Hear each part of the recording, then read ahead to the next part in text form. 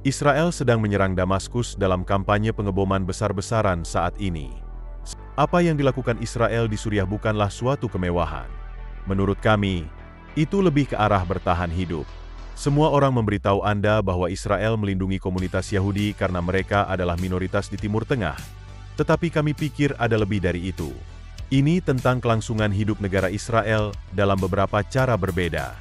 Mari kami jelaskan. Awal minggu ini, Suweida, provinsi mayoritas Druze di Suriah Selatan, dilanda kekerasan. Rupanya, ada semacam penculikan yang menyasar pedagang Druze. Peristiwa ini meningkat menjadi bentrokan besar antara milisi Syiah Druze, suku Bedouin Sunni, dan HTS, yang mengakibatkan 116 korban jiwa, termasuk 60 Druze, 18 Bedouin, dan 14 HTS. Sebagai konteks, Druze adalah sekte keagamaan kecil yang unik, dengan jumlah penganut sekitar 700.000 orang di Suriah dan sekitar 180.000 orang di seberang perbatasan di Israel. Sejauh ini, keluarga Druze telah mampu mempertahankan tingkat semi-otonomi dan telah menolak integrasi ke dalam pemerintahan serta militer HTS moderat baru yang dipimpin oleh mantan pemimpin ISIS, Al-Shara.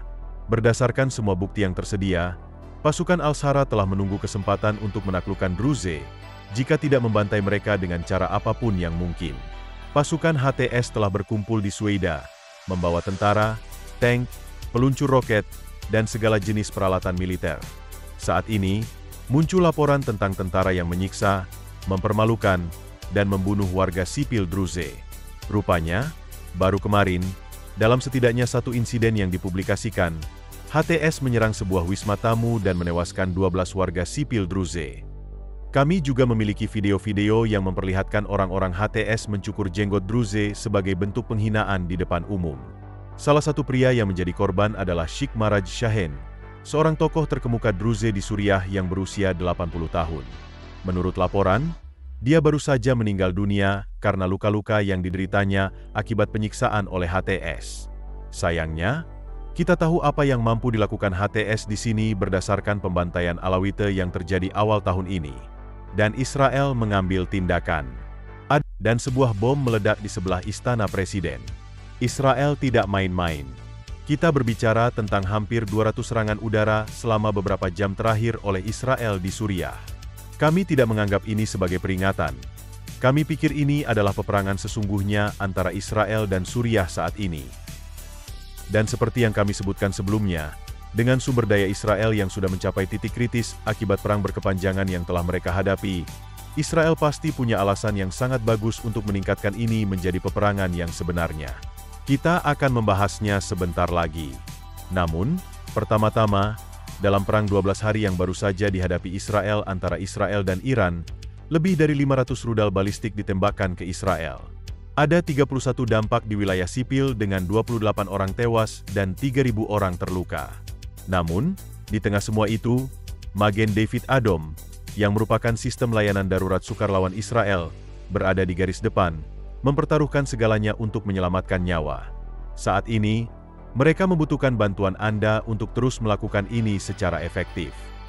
Karena sumber daya Israel sudah hampir habis akibat perang yang terus berlanjut, Magen David Adom membutuhkan lebih banyak kendaraan darurat, perban, ventilator, peralatan defekasi, peralatan trauma, dan masih banyak lagi untuk menanggapi perang, serangan teror, dan setiap keadaan darurat harian yang terjadi di Israel.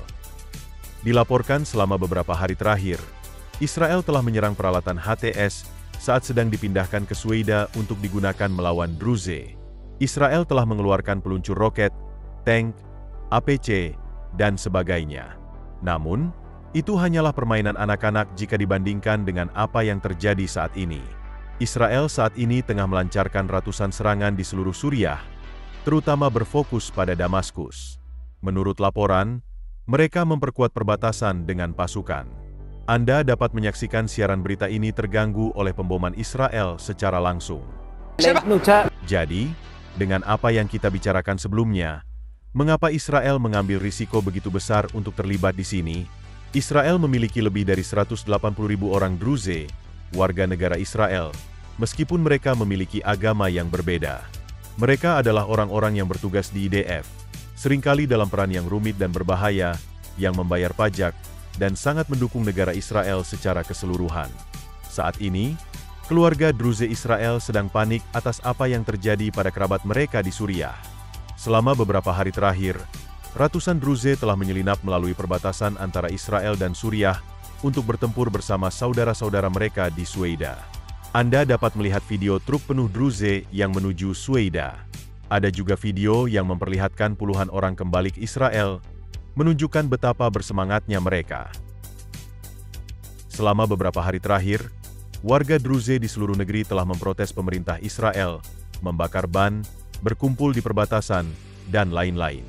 Anda dapat melihat video yang menunjukkan kerumunan besar anggota Druze yang mencoba merobohkan pagar perbatasan antara Israel dan Suriah.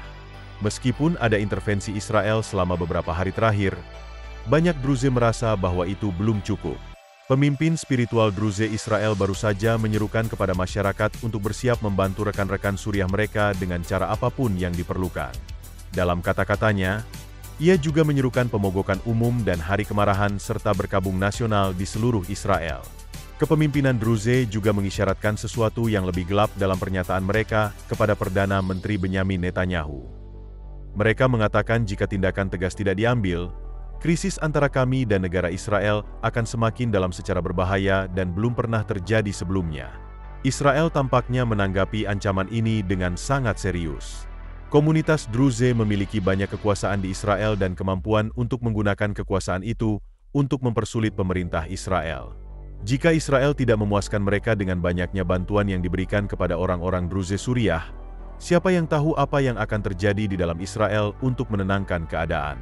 Perdana Menteri Netanyahu baru saja merilis video ini. Dia berkata, saudara-saudaraku, Druze, warga negara Israel. Situasi di Sueida, situasi di barat daya Suriah, sangat serius. IDF sedang beroperasi. Angkatan Udara sedang beroperasi. Pasukan lain juga sedang beroperasi. Kami beroperasi untuk menyelamatkan saudara-saudara Druze kami dan untuk melenyapkan geng-geng rezim. Dan sekarang saya punya satu permintaan untuk kalian. Kalian adalah warga negara Israel. Jangan melintasi perbatasan. Kalian membahayakan nyawa kalian. Kalian bisa dibunuh. Kalian bisa diculik. Kalian merugikan upaya IDF.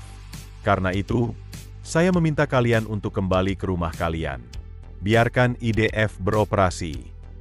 Selain itu, ada faktor yang lebih luas yang berperan di sini. Meskipun pemimpin HTS, Al-Sharah, setidaknya untuk saat ini, telah menunjukkan semacam sisi ramah terhadap Israel, bahkan mengisyaratkan untuk bergabung dengan perjanjian Abraham, kemungkinan besar ini semua hanyalah kedok. Ketika mereka mengambil alih negara dari diktator Suriah, Assad, para pemimpin HTS berteriak di jalan-jalan tentang bagaimana ini merupakan batu loncatan untuk merebut Yerusalem dan Al-Aqsa. Ada kemungkinan besar bahwa HTS sedang meluangkan waktu untuk mengisi bahan bakar, mempersenjatai kembali, dan membangun kembali pasukan besar di perbatasan Israel. Lalu, ketika waktunya tepat, mereka akan menyerang. Sayangnya, ini adalah pola yang telah berulang kali kita lihat di Timur Tengah terkait Israel. Dan saya pikir Israel tahu ini dan merasa bahwa demi kepentingan terbaik mereka, mereka harus memastikan HTS tidak menciptakan ancaman yang terlalu besar di perbatasan mereka. Inilah sebabnya, ketika pengambil alihan terjadi oleh HTS, Israel menghancurkan sebanyak mungkin persenjataan militer Suriah dan menciptakan zona penyangga di perbatasan antara Israel dan Suriah. Saat ini, setiap tank, setiap APC, setiap drone, dan setiap luncur roket yang dihancurkan Israel di wilayah Suriah, kami pikir hanya menurunkan tingkat ancaman bagi masa depan Israel dari sisi perbatasan itu. Namun, ini adalah batas yang tipis. Israel harus mampu menahan ancaman di perbatasan dari Suriah dan melindungi komunitas Druze agar ketegangan tidak meluas di dalam negeri. Semua itu tanpa menambah front besar lain dalam perang yang sudah menegangkan yang telah mereka perjuangkan selama hampir 2 tahun. Seperti biasa, terima kasih sudah menonton dan sampai jumpa.